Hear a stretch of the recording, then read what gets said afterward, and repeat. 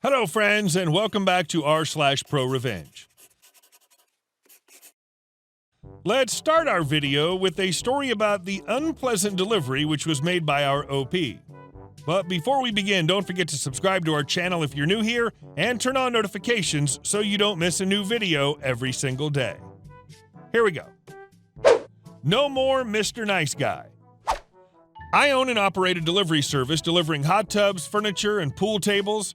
I've been doing this about 11 years or so. Like any job, it has its ups and downs and more than a fair share of conflicts.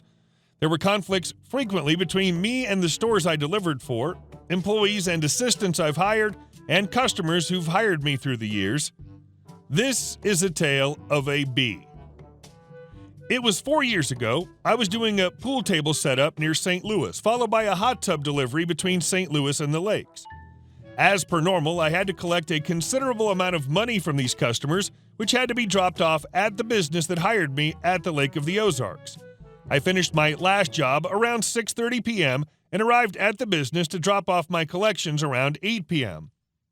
The store, knowing how accommodating I was toward them, asked if I'd be interested in delivering a really light sofa to a town up the road. They told me it was 10 miles away, turned out to be 30, so I was a little irritated by the delay, and it being in a fairly remote area near the lake, I ended up spending extra time trying to locate it after dark. I wasn't happy, considering the fact that I still had a 2-hour drive ahead of me before arriving home. I end up finding the place. I knock on the door and discover that I've delivered during dinner time for the people. I apologize for how long it took to find them and ask if they'd like the sofa deposited in the living room or in the garage. The man tells me neither and informs me that it has to go downstairs in the sunroom. He shows me the stairs, at which point I inform him that the delivery was a first room of the house or garage delivery, a fact they were informed about before I left the store. The man is hostile when I tell him this and says he isn't accepting the delivery unless I put it in the sunroom. I inform him again that it is a garage or living room delivery, no stairs. I also inform him that it will never fit down the stairs no matter what. It's at this point that he leads me over to the side of his house and tells me that I'll have to carry it down the side or I can take it back to their store. I'm used to this tactic, and any other day it might have worked. But I made a lot of money off my first 2 deliveries and wasn't making very much off the sofa delivery, so I'm more than happy to take it back to the store. The side of the hill he wanted me to carry sofa down in the dark was covered in rocks about the size of my head or bigger, an extremely dangerous endeavor I refuse to undertake. Here's where it gets bizarre. I'd already taken the sofa off the truck in anticipation of carrying it into the living room or the garage, and it's sitting in the driveway. He thinks I'm bluffing and tells me to take the sofa back to the store. I inform him that's not a problem, but he won't be able to pick it up or return it or exchange it until the delivery fee is paid. He's already told me he wasn't paying. I reach down to grab the sofa, and his wife, the woman who bought it, jumps on my back and starts clawing my face. She's raked my cheek and clawed some pretty deep furrows in the skin. In fact, I still have some faint scarring from these scratches even today. I shrug her off where she lands on the sofa, at which point her husband threatens to kick my butt for assaulting his wife.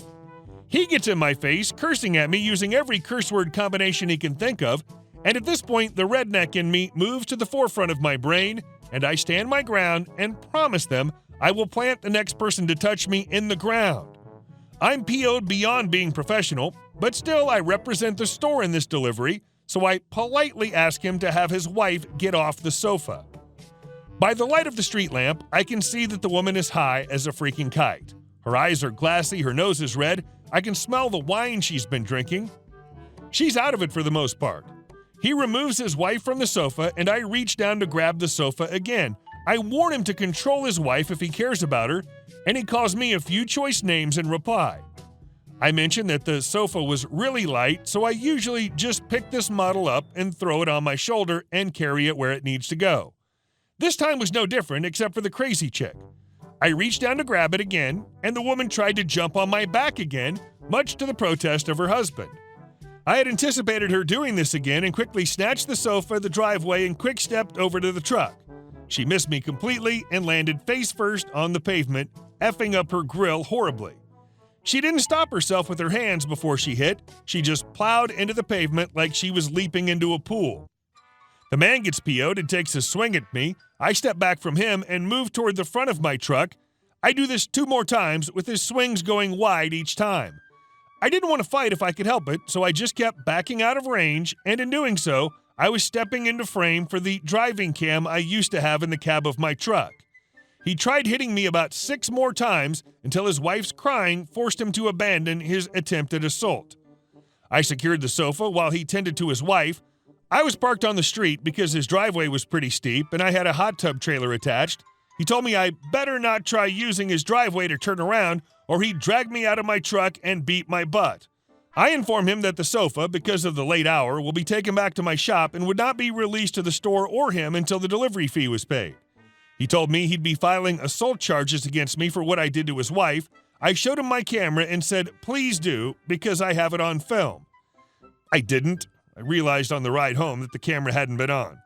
As I was backing up the street, because they lived on a dead-end street, my trailer jackknifed into a dead snag. After pulling forward and back several times, I was able to back it up the hill and around the curve into the regular street again. It was at this point that I noticed that part of one of the limbs in the dead snag had broken loose and landed on the shoulder of the road, which gave me an idea. I backed the trailer into the dead snag a couple times, and top of the tree broke off and blocked about 2/3 of the street.